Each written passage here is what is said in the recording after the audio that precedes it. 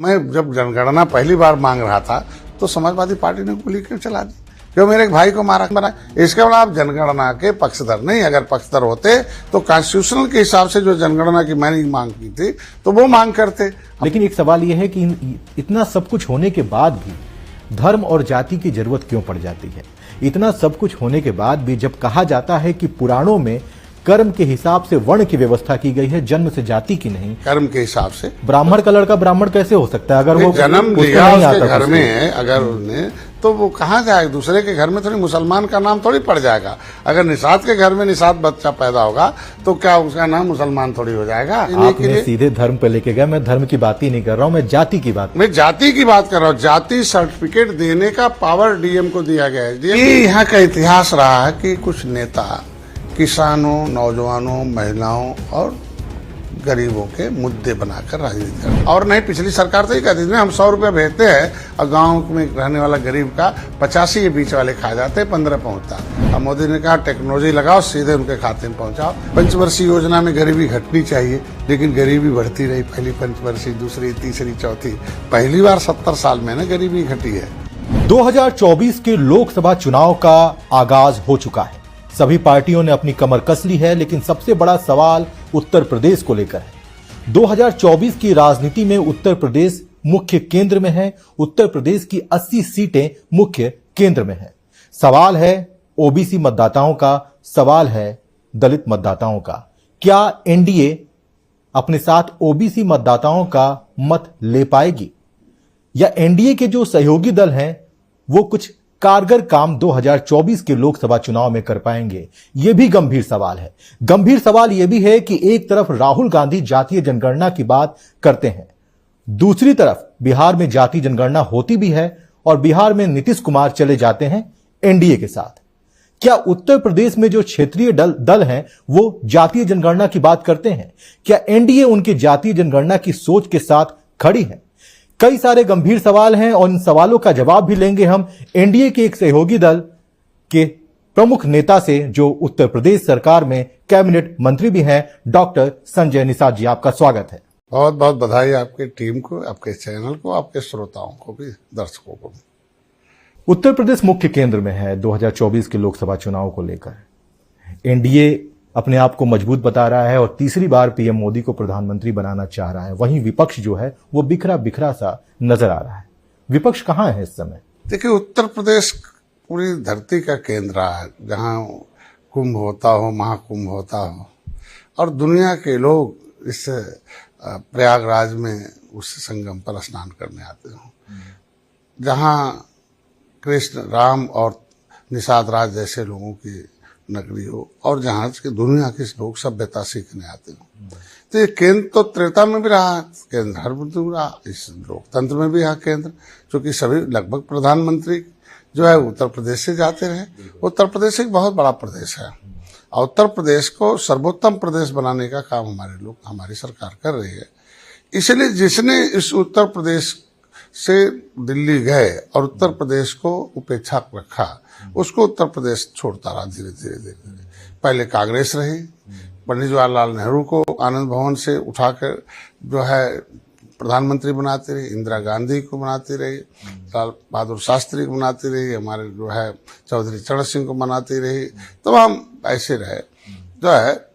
तो इस तरीके से क्रम में प्रधानमंत्री जाते रहे, लेकिन समय आने पर एक समय आज मोदी जी जो है उत्तर प्रदेश को सर्वोत्तम प्रदेश, मतलब मोदी जी के सपने को योगी जी साकार कर रहे हैं।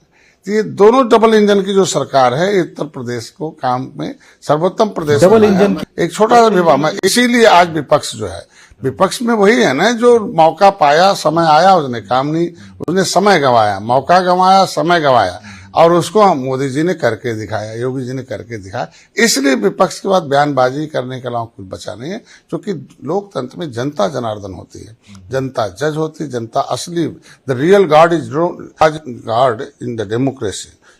जो वोटर है वो असली भगवान है। जातीय जनगणना पर आपकी क्या राय है? देखिए, जातीय जनगणना का पहला व्यक्ति मैं था कि संविधान जब बना 1931 में, तब से 1710 से गणना होती है, लेकिन जातिगत जनगणना 1931 में हुई। 1931 में हुई सेकंड इंडिया 1935-36 में बना, SC की लिस्ट बन गई। 1941 में फिर जाति जनगणना हुई। 1951 में सरकार नहीं थी, 1961 में जाति जनगणना। तो अनुसूचित जात की जो leatherman, washerman, fisherman group of caste है, उसकी गणना पहले से होती रही है, अल्पसंख्यक की होती रही है, लेकिन सामान्य की नहीं होती रही है, और जो सामान्य वर्ग की जनगणना नहीं होती रही। लेकिन 1991 में भाई हम 1935 से लेकर मझवार 1991 तक अनुसूचित जात की सूची में है, आज भी सूची में है। लेकिन केवट मल्ला उसकी पर्यायवाची जातियां 1935 हुई, 36 हुई, और 31, 35, 36, 41, 51, 61 तक उनकी गिनती हुई मझवार में केवट मल्ला। फिर 91 तक होती रही, लेकिन केवट मल्ला को OBC में डाल दिया। अब उनका संख्या 7000 हो गई। तो अब केवट मल्ला 2016 में जाते जाते सपा पिछड़ी से निकालती थी और बसपा स्टे ले लेती थी। संविधान में हम लेदरमैन हैं, वाशरमैन, लेदरमैन वाशरमैन को मिल गया, फिशरमैन फिसल गया। आज के दिन में इनकी पब्लिक फाइल 75/4 1950, जिसको संविधान बनने से पहले सभी राज्य सरकारों से कंसर्न मांगा गया था नोटिफिकेशन, वो था कि कौन से ग्रुप के सोशली, एजुकेशनली, इकोनॉमिकली जो है backwardness due to the cause of historical untouchability है, ऐसे लोगों का समूह बनाया गया। तो लेदरमैन का समूह बना, वाशरमैन का, फिशरमैन, क्राफ्ट्समैन, ऐसे 66 समूह बने उत्तर प्रदेश, हर राज्यों का बना गया। वो पब्लिक फाइल गायब कर दिया इन लोगों ने। जब आज के दिन में पिछड़ी जात से निकालते थे, बसपा स्टे लेती थी। ये बहुत दिन तक हाई कोर्ट में चला। हाई कोर्ट ने कह दिया कि नहीं, ये मामला केंद्र का है। आज जाते जाते 31 दिसंबर 2016 को समाजवादी पार्टी ने, राज्य सरकार को पावर है, राज्यपाल को पावर है, Uttar Pradesh public service commission SC ST OBC 1994 धारा 13 में, कि कौन OBC में रहेगा, कौन नहीं रहेगा। तो OBC से केवट मल्ला, बिंद कश्यप, कहार, धीवर, रैकबार, बाथम, तुरैया, भर, राजभर, प्रजापति, ये 17 लोगों को उसमें से सभी को निकाल दिया पिछड़ी जात से। पिछड़ी जात से निकाल के नोटिफिकेशन जारी कर दिया राज्यपाल। सबको मालूम है नोटिफिकेशन जारी हो गया तो उसमें कोर्ट कोई ऑर्डर करता नहीं है, चाहे वो केंद्र का हो चाहे राज्य का हो। तो जब हम पिछड़ी में है नहीं और अनुसूचित में अभी बन नहीं रहा, वो कंप्यूटर से निकला नहीं, तो हम कहाँ गिने जाएंगे? पिछड़ी में गिनवाएंगे, अनुसूचित में गिनवाएंगे? तो RGI में हम तो अपनी सरकार को धन्यवाद देते हैं कि इन लोगों ने वो आरक्षण नहीं छीना, सुरक्षा छीना, खानदानी सुरक्षा छीना। मोदी योगी जी को पत्र दिया 18/1/2021 को, उन्होंने पत्र RGI को लिखा 2 दिन बाद। RGI ने 1 महीने बाद 18/1/2022 को पत्र जारी कर दिया कि नहीं, केवट मल्ला, मझवार अनुसूचित जात के हकदार हैं। ये हमारे 1961 में गिनती हुई थी और हमारे यहाँ सेंसस मैनुअल में छपा हुआ उत्तर प्रदेश के है, और ये मामला सामाजिक न्याय मंत्रालय का है। अब ये पहले बताइए कि अगर हम SC में गिने जाएंगे तो हमें संवैधानिक अधिकार मिलेगा, हम लोकसभा, विधानसभा, विधान परिषद, विधान हर क्षेत्र में लड़ेंगे चारों तरफ। अगर हम OBC में गिने जाएंगे, हम बाहर रहेंगे। तो ये तो तय हो जाए कि हम कहाँ गिने जाएंगे। ऐसे ही 578 जातियां भारत सरकार के criminal tribes act inquiry committee अंथा सेमेनंगर 1949-50 की रिपोर्ट के अनुसार 578 जातियों पर 12 अक्टूबर 1871 को क्रिमिनल कास्ट घोषित किया गया।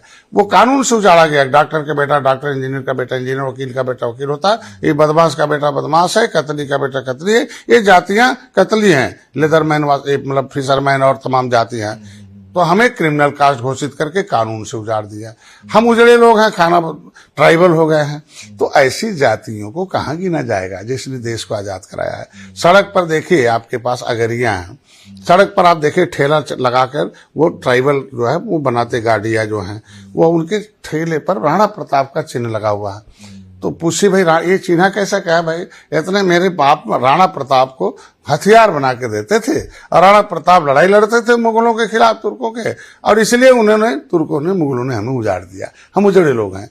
बस हमारे पुरखों ने अपनी रोटी और बेटी तजी नहीं, लड़ते रहे, इसलिए उजड़ते रहे। तो ये देश को आजाद कराने वाले 578 जातियां, जिसके आधार पर देश आजाद हुआ, मुगलों अंग्रेजों की गुलामी नहीं स्वीकार की, अपनी रोटी बेटी नहीं तजा और देश को आजाद, मुगलों अंग्रेजों को भगाया और आजाद कराया, वो रोड पर घूम रहा है। तो ऐसी जातियों के लोग भी कहाँ गिने जाएंगे? तो बताएं कि criminal tribes act inquiry committee का रिपोर्ट जब जो है हमारे हरिभाऊ राठौर ने डिबेट किया राज्यसभा में, कांग्रेस की सरकार थी, मीरा कुमारी लोकसभा अध्यक्ष थी, उसे कूड़ेदान में डाल दिया। ये बताइए, देश को आजाद कराने वाले जातियों के बारे में डिबेट हो और उसे कूड़ेदान में डाल दीजिए, तो कहाँ चाहते हैं, क्या सोच आपकी है।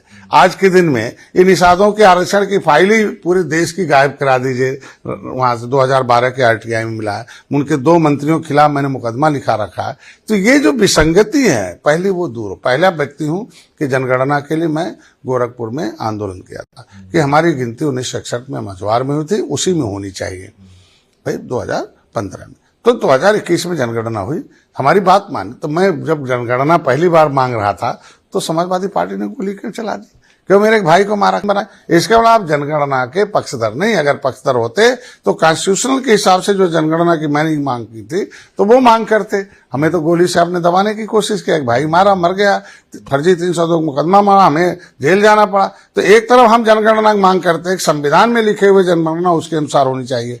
आप कहते नहीं, हम चाहते हैं कि जातिगत जनगणना हो, हम पिछड़ों के साथ भी खड़े हैं, लेकिन कहाँ गिना जाएगा।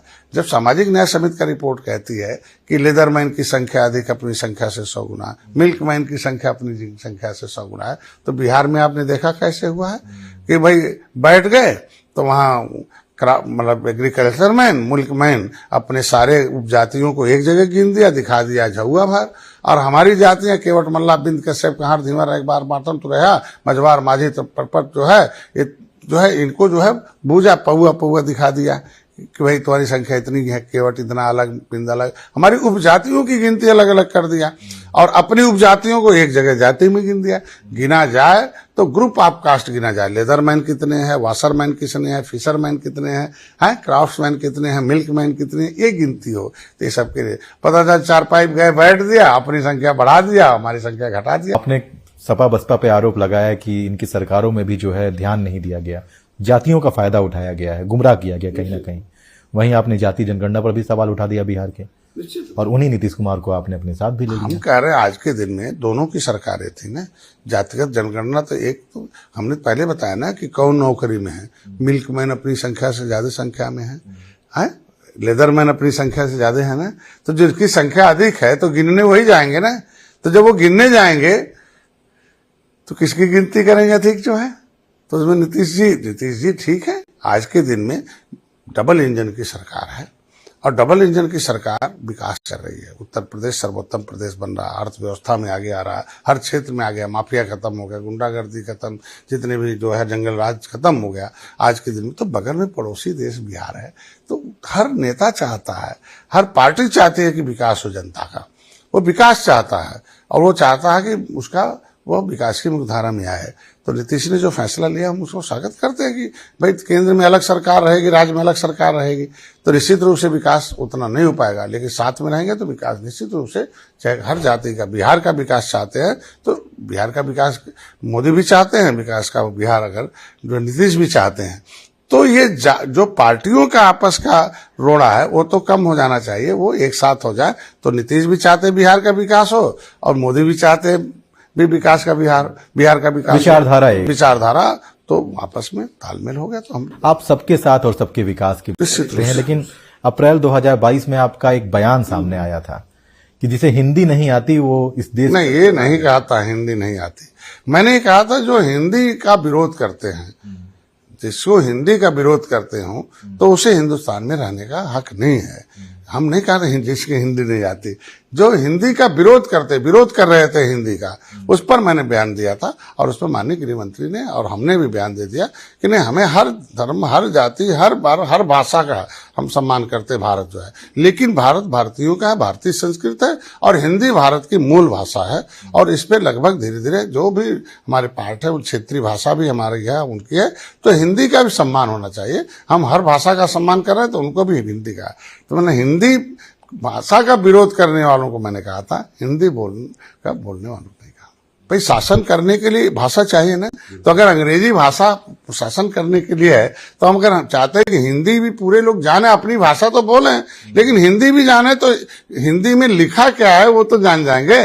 अब जानकार बनाना तो आवश्यक है ना, सरकार का काम है कि लोग जानकार हों। जैसे जानकार होंगे वैसे समझदार हो जाएंगे और समझदार होंगे होशियार हो जाएंगे। जब होशियार हो जाएंगे तो उनके साथ वो कभी शिकार नहीं होंगे। तो हमारी सरकार तो चाहती है कि क्षेत्रीय भाषा बोलने वाले ये राजनेताओं के शिकार न हो, सही बात जाने, ये धर्म भाषा के आधार पर बंटवारा न हो, अब सब लोग एक दूसरे के बारे में जाने। आप कह रहे हैं कि धर्म और भाषा के आधार पर बंटवारा ना हो, सनातन धर्म पे भरोसा करते हैं आप?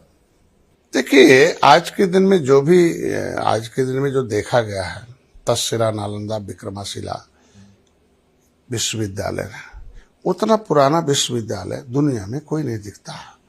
और विश्वविद्यालय हमारे मतलब धर्म पर आधारित अर्थशास्त्र भी था, हमारा खगोल शास्त्र भी था, हमारा ज्योतिष शास्त्र भी था, हमारा गणित शास्त्र भी था, और सारे शास्त्र थे हमारे पास।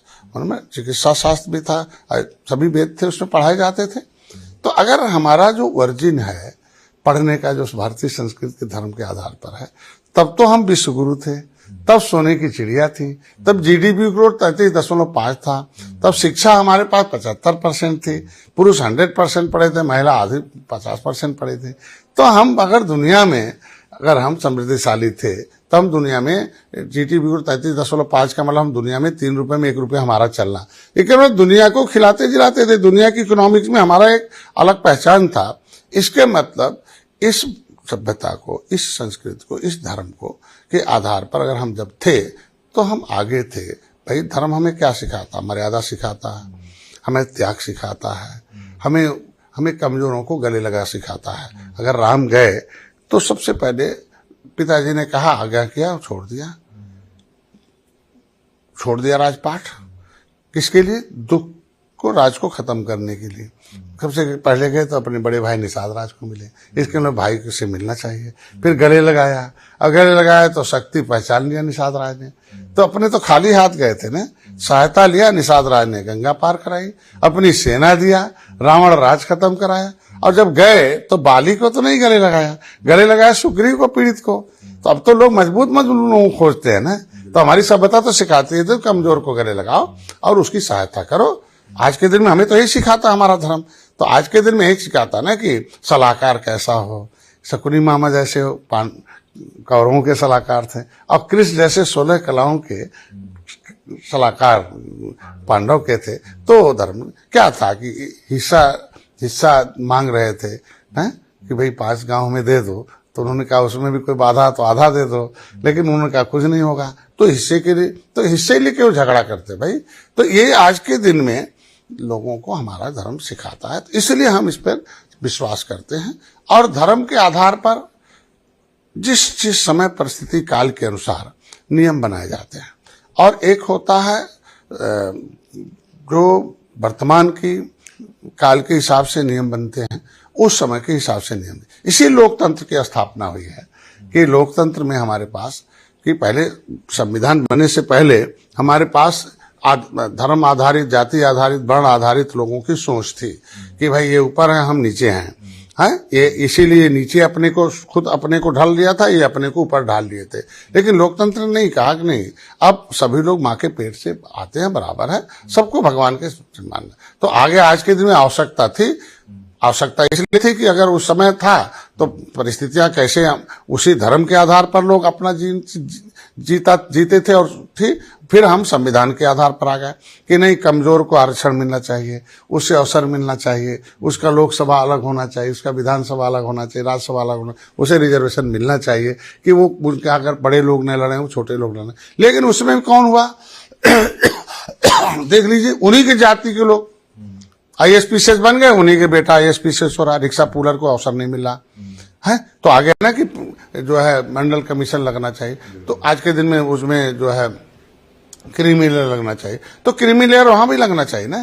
तो आज के दिन में कि किसको अवसर, रिक्शा पुलर को अवसर मिलना चाहिए, जो है पॉलीथीन में रहने वाले को अवसर मिलना चाहिए, क्रिमिनल टाइप्स एक्ट से प्रभावित जातियां जो उजड़े हैं उनको अवसर मिलना चाहिए, विमुक्ति जनजाति का। तो ये अवसर छीनने वाले नहीं। तो ये चीजें समय आने पर आता है, तो समय परिस्थिति काल के साथ। अब लोकतंत्र में संविधान के मुताबिक सब लोग चल रहे हैं, और संविधान में जातियों की व्यवस्था दी गई है। जाति पर जाति प्रमाण पत्र देने की व्यवस्था की गई है, जातियों को सुरक्षा दी गई है, जातियों को समृद्धि सम्मान देने की व्यवस्था, कानून बना हुआ है। उन जातियों को अगर अवसर मिलता है, उन्हें गरीब है तो उन्हें भी कानून बनाकर महिलाओं के लिए भी अवसर देके 33%। तो संविधान में ही आया ना। लेकिन संविधान की जो ये परिभाषा है, उसकी असली सच्चाई गांव का आखिरी व्यक्ति बता देगा कि इस देश की जनता संविधान में जो जाति व्यवस्था की बातें हैं, ऊंच नीच की भावना की बातें हैं, उसको कितना पालन करती है। आज गांव के आखिरी व्यक्ति के पास आप जाइए, आपको बताएगा अगर वो कमजोर है, दलित है, पिछड़ा है और कोई श्रवण है तो उसके साथ कैसा व्यवहार करता है। तमाम खबरें आती रहती हैं, मीडिया पे हैं, सोशल मीडिया पर। कौन है? जब संविधान सौंपे थे अम्बेडकर तो उन्होंने कहा था कि इसकी सोच लागू करने के ऊपर वाले पर है कि संविधान को किस रूप में लागू कराता है। तो पुराणों में 75 साल से संविधान जिसके हाथ में था वो दोषी तो है ना। आज उस संविधान को विकास की मुख्यधारा में लाने के लिए मोदी जी ने, भाई मैंने पहला यही अनाज गोदामों में सड़ रहा था, अब भूखों मर रहा था। स्वस्थ शरीर में स्वस्थ मस्तिष्क का विकास होता है और स्वस्थ मस्तिष्क में स्वस्थ विचार आते हैं, स्वस्थ विचार आते हैं, स्वस्थ सरकार आती है और स्वस्थ सरकार आती है तो व्यवहार भी स्वस्थ आते हैं। तो ये चीजें तब संभव है जब हम उन्हें अनाज देंगे, मोदी जी, मकान दिए मोदी जी, इलाज दिए मोदी। तो ये सारा चीज तभी संभव है कि जब वो स्वस्थ रहेगा, तब पहचानेगा, तब जानेगा, तब पढ़ेगा, तब शिक्षा। आज के दिन में देखिए नई शिक्षा नीति आ रही है। नई शिक्षा नीति के मुताबिक उन्हें हाई टेक्नोलॉजी के हिसाब से पढ़ाया जाए। आज के दिन में कहा गया था कि फंडामेंटल राइट में था कि 10 साल के अंदर सबको एजुकेशन दे देना चाहिए, लेकिन जब सुप्रीम कोर्ट में मुकदमा हुआ, डंडा पड़ा कि भाई क्यों नहीं शिक्षित किए, तो इन्होंने क्या किया, वो सर्व शिक्षा अभियान के तहत उन्होंने एक जो है ला दिया कि नहीं सबको शिक्षा दिया जाए। लेकिन उन्होंने क्या किया कि शिक्षा तो देना लेकिन ज्ञान नहीं देना। ज्ञान किससे बनता? मेरिट से। इसे कहते हैं धोखेबाजी। कहते हैं कि रिप्रेजेंटेटिव का मतलब होता है कि जिस समाज पर जो अत्याचार अन्याय होता है उसे पता न हो, और जिससे उसे पता नहीं हो रहा हमारे साथ धोखेबाजी हो रही है, और जिसे पता चल जाए और लड़ाई लड़ने लगे तो उसको नेतृत्व करता कहते हैं रिप्रेजेंटेटिव। तो आज के दिन में क्या हुआ, देखो सर्व शिक्षा अभियान में आ गया सब शिक्षा, लेकिन क्या छीन लिया कि इम्तिहान नहीं होगा, कक्षा 9 तक इनको ऐसे ही पास करते रहो। मतलब जब इम्तिहान नहीं देगा तो मेरिट कहां से बनेगा? भाई एकेडमिक शिक्षा में आपके जो आपके नर्सरी स्कूल हैं उसमें माँ बाप का भी इम्तिहान होगा, हर महीने इम्तिहान होगा, हर 3 महीने होगा, हर 6 महीने पे इम्तिहान होगा। और वहाँ जो सरकारी स्कूल प्राइमरी है और वहाँ कह दिया कि नहीं अब बिना फेल ही नहीं करना, पास करते रहे, मेरिट कैसे बनेगी? आज के दिन मालूम है 85 भाई national sample survey of government of India का रिपोर्ट कहता है, भाई 2001 का रिपोर्ट मेरे पास था, अभी इसका करंट का नहीं है, कि 83 करोड़ 90 लाख लोग का जो आय है वो 20 रुपए से कम है, और उसमें से 27 करोड़ लोगों का 11 रुपए से कम है, 26 करोड़ लोगों का 6 रुपए से कम है। तो खाना कैसे खा लेगा? इसके मतलब आधा जिंदा आधा मुर्दा। तो ये कौन किया है? किसकी देन थी? पंचवर्षीय योजना में गरीबी घटनी चाहिए, लेकिन गरीबी बढ़ती रही। पहली पंचवर्षीय, दूसरी, तीसरी, चौथी, पहली बार 70 साल में ना गरीबी घटी है। पहली बार हम तो नहीं कह रहे, अंतर्राष्ट्रीय आंकड़े कह रहे हैं। आज के दिन में यही कपड़े कहाँ थे? लॉटरी से कपड़े निकलते थे। आपको मालूम है ना, पहले गांव में किसी की शादी होती थी तो गांव भर जाते थे, तो किसी को धोती जरूरत है, धोती नहीं निकलता, लॉटरी में निकला ले जाना, तो गांव भर ले जाते थे, तब लेके उसमें से लॉटरी निकलते तो उसकी शादी होती थी। मतलब हमें जो जरूरत है नहीं है, सीमेंट की जरूरत थी तो हमें लेवी पर मिलता था सीमेंट, घर नहीं बन पाते थे। तो ये चीजें आज के दिन में विकास के क्रम में आई तब तो हो पाया है। तो ये मैं कह रहा हूं कि निचले पावदान पर रहने वाले व्यक्तियों की चिंता किया तो मोदी ने किया है, महिलाओं की चिंता किया तो मोदी ने किया। निषादों के लिए भी कानून बन सकता था। आप देखो पिछली सरकारों ने 67 साल में 3000 करोड़ रुपया निषादों को दिया था, 18% आबादी में मत्स्य पालन। भाई कितना बढ़िया व्यापार है कि अगर 10,000 रुपया किसी बैंक में डालेंगे तो 10 साल बाद दोगुना होगा, 20,000 होगा। लेकिन अगर पानी में डाल दिया मछली के रूप में तो 1.5 साल में दोगुना हो जाएगा। धन की देवी लक्ष्मी कमल पर रहती है, कमल इसके मतलब असली धन कहाँ? पानी में है। तो 3,000 करोड़ रुपए दे रहे हैं, और आज मोदी 6 साल में 39,000 करोड़ रुपया, फिर 2,500 करोड़ रुपया भी देखो पूरक बजट में दिया। ये क्या मतलब होता है? 60% अनुदान है। तब आज के दिन में उत्तर प्रदेश को हम मत्स्य पालन के उत्पादन में 1 नंबर पर आया है। तो ये सोच की देन है कि चिंता कौन करता है, कि कौन चिंता किया है। निश्चित रूप से आपकी सरकार की बात हो रही है, आपकी सरकार की उपलब्धियां रही हैं, तमाम योजनाएं हैं, खबरें भी आती हैं कि जब भी बात प्रधानमंत्री नरेंद्र मोदी की होती है, एक बार कभी किसी निषाद के बेटे को कभी किसी प्रधानमंत्री के बगल में कुछ भी हाल चाल लिया?